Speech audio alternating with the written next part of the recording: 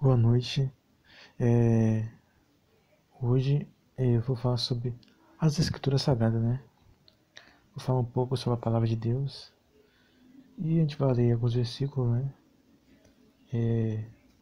No estudo de hoje, né? Sobre Jesus e as Escrituras. Antes de a gente sempre estudar a Palavra de Deus, estudar qualquer coisa, né, que a gente que for fazer, pedir a Deus entendimento e bênção. Vamos orar a Deus. Deus Todo-Poderoso, obrigado, Senhor, por mais um sábado. Que tua graça e misericórdia, Senhor, fique conosco, não só hoje, mas todo dia, Senhor. Abençoa, Senhor, todas as pessoas que estão escutando esse áudio, Senhor. Que tua misericórdia acompanhe todos eles. Te pedimos isso, em nome de Jesus. Amém.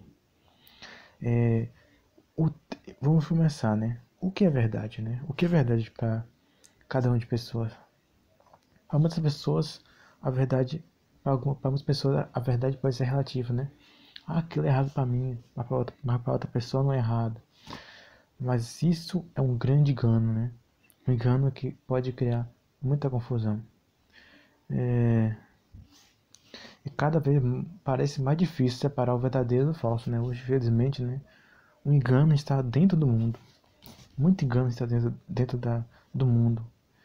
Dentro da igreja, dentro da política. E está muito difícil saber separar o verdadeiro do falso. Só quem tem o Espírito Santo consegue separar. Vivemos em tempos confusos, né? Um tempo muito confuso hoje tá. Boatos se passa por fato, né? Hoje as fake news, né? Estão se propagando muito alto, infelizmente. Porém percebemos que a mentira nunca termina bem e conduz para a morte. Então tudo aquilo que é ao contrário à verdade, né? Tudo aquilo que é ruim, aquilo que é mentira, leva à morte. Então Satanás enganou Adão e Eva para levar-os à morte, né? A morte tanto espiritual, tanto morte física, né? Tanta morte, tanta separação com Deus e outros aspectos. Quer um exemplo? O acidente de Chernobyl, vou dar um exemplo do exemplo de Chernobyl que aconteceu em 1886 na Ucrânia, né? A terrível verdade sobre o vazamento nuclear foi encoberta e isso levou à morte de milhares de pessoas inocentes. Vejamos, né? Então, como encontrar a verdade? Como podemos encontrar a verdade, né? Aonde a gente vai achar toda a verdade? Onde está a verdade, né? Essa é a pergunta. Como se manter lúcido e sensato em meio à loucura produzida pela mentira que nos rodeia, né? Como a gente achar a verdade em tanta confusão, em tanto caminho, né? Em muitos caminhos que levam aos homens à morte.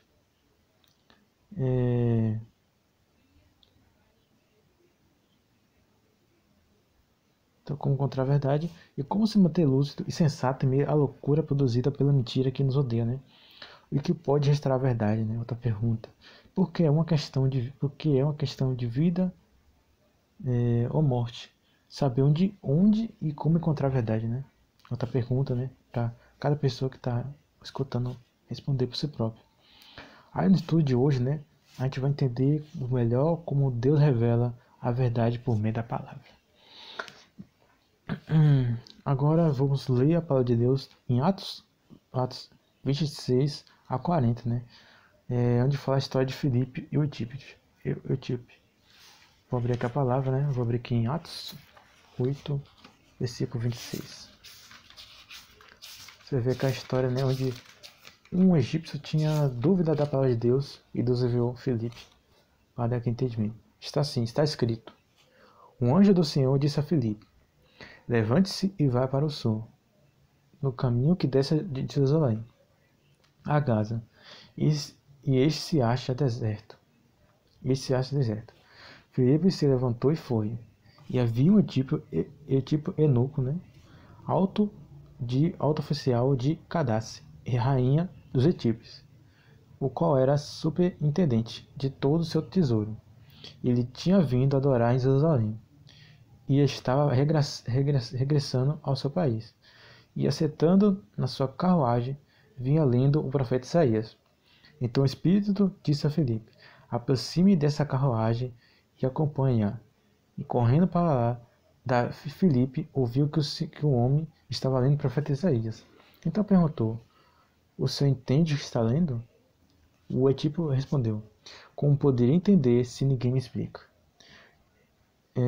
E convidou Filipe a subir e sentar-se ao seu lado. Ora, a passagem da escritura que estava lendo era esta: foi levado como ovelha ao matadouro, como um cordeiro mudo diante do seu tosqueador não abriu a boca. Na sua humilhação lhe negaram a justiça. Quem poderá falar da sua descendência? Pode a vida dele falar da sua descendência, porque a vida dele é tirada da terra. Então o eunuco disse a Felipe: peço que você me explique a quem se refere o profeta.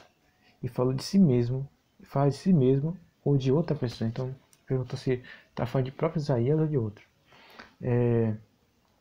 Então Felipe explicou. Filipe com ele.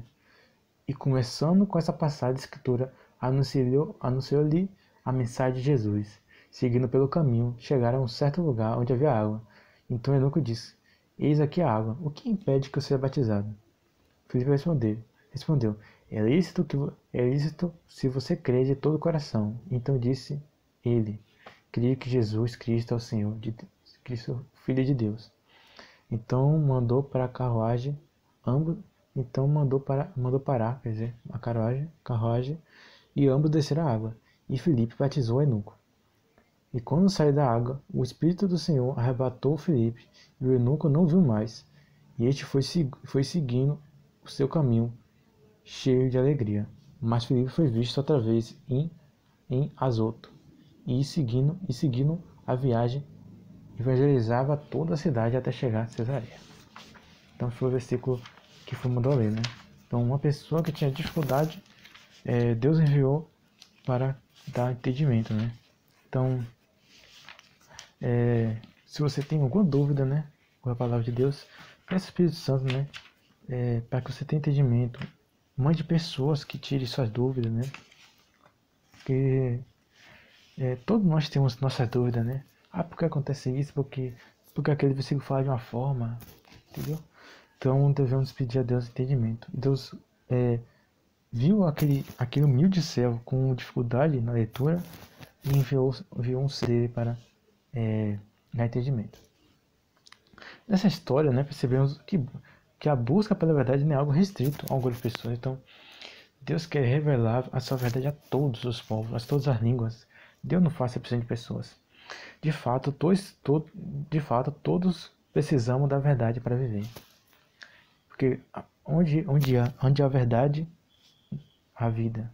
Onde há mentira, há morte.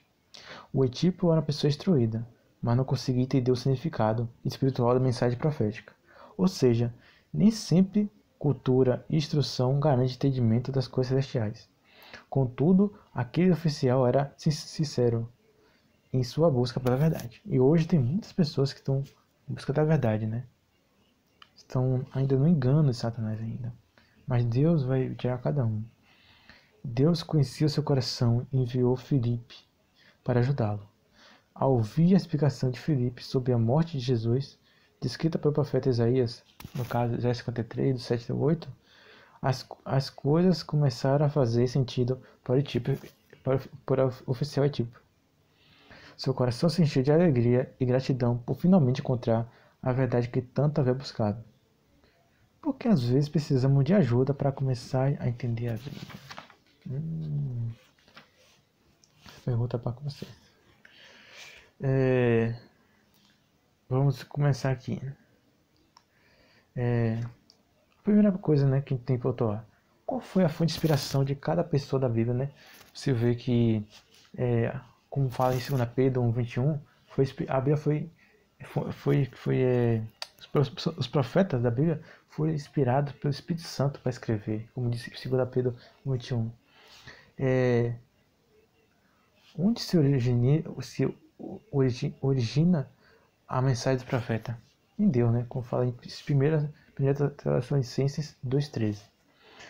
E outra pergunta, outro engano que muitas pessoas acham: uma parte da Bíblia está anulada, mas toda a palavra de Deus é inspirada, né? Como diz Paulo a Timóteo. Toda a palavra de Deus é inspirada para ensinar, para advertência, para outras coisas. Outra coisa que devemos pensar pela Escritura é o que devemos buscar na Escritura, né? O que a palavra de Deus nos traz? A vida eterna, como fala em João 5,32. Que conhecendo a palavra de Deus, a gente tem a vida eterna. A palavra de Deus fala de Jesus, que é a vida eterna, que é o Criador, a fonte da vida. Quem é o verbo, né? A palavra, né? No Evangelho de João, né? O verbo se fez carne. Aí Jesus, né? Fala de Jesus, o Criador de todas as coisas. Ele criou tudo.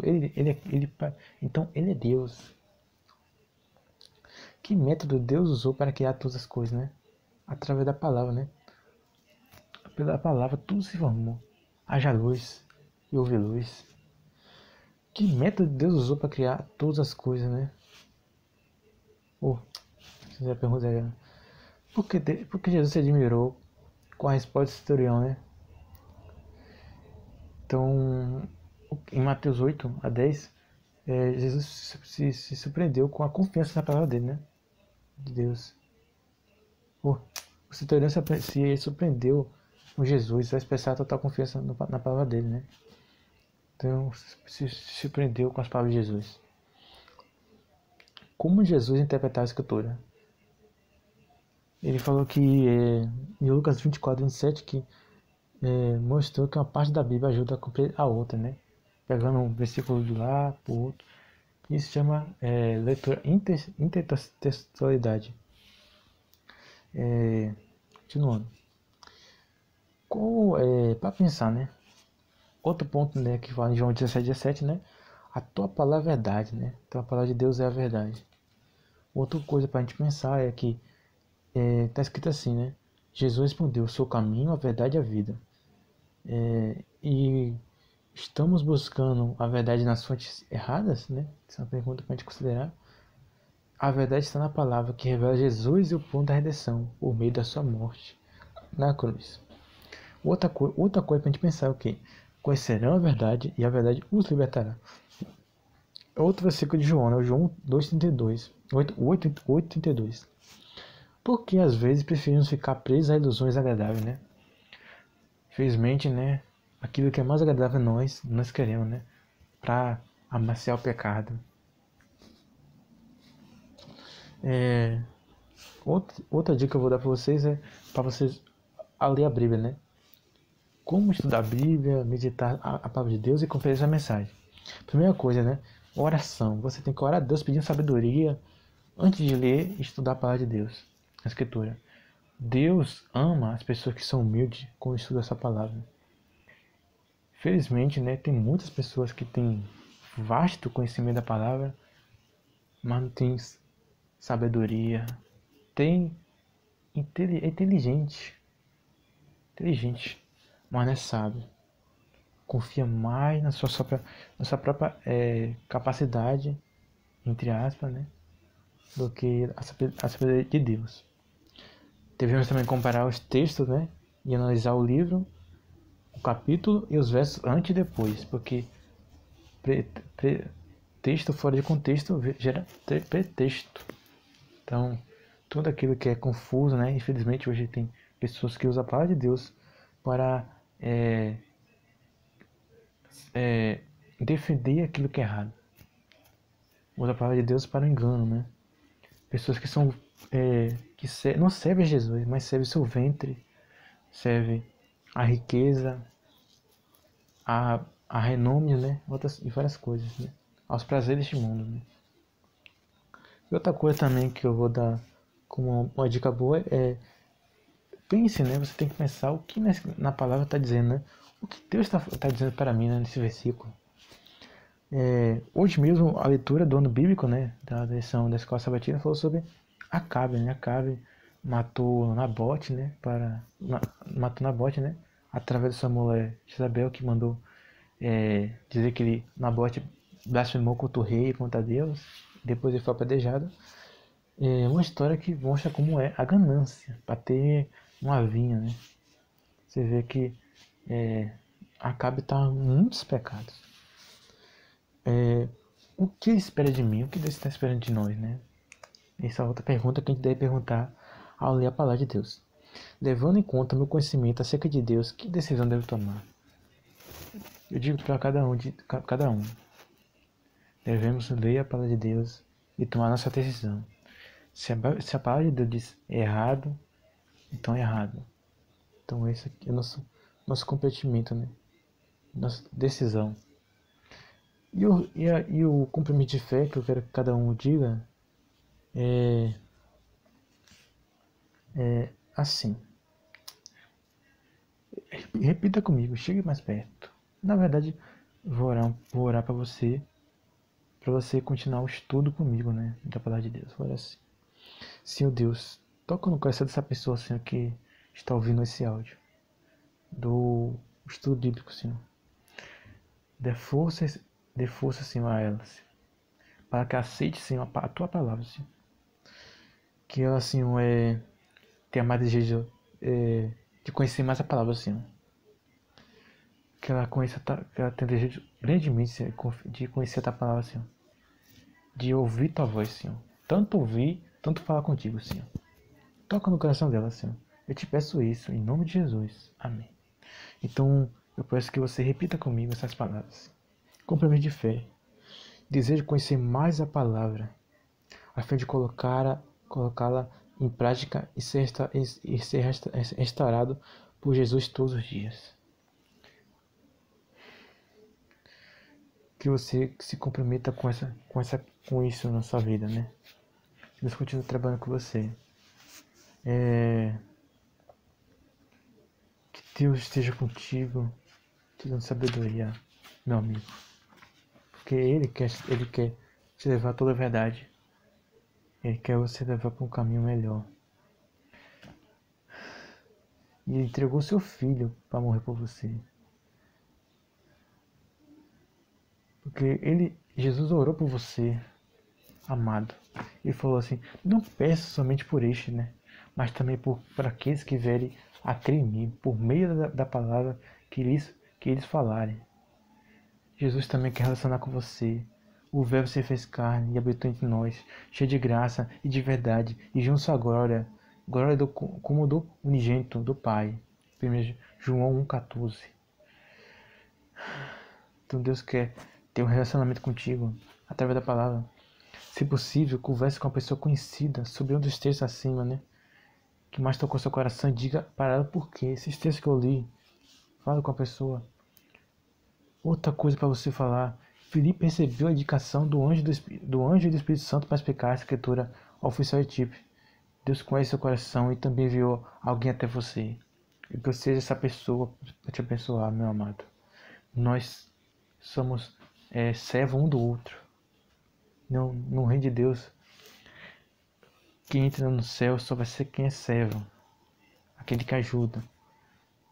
Deus pode enviar você para falar dessa palavra para alguém também. Que oportunidade Deus está lhe dando para fazer exatamente isso. Pense nisso, pelo menos.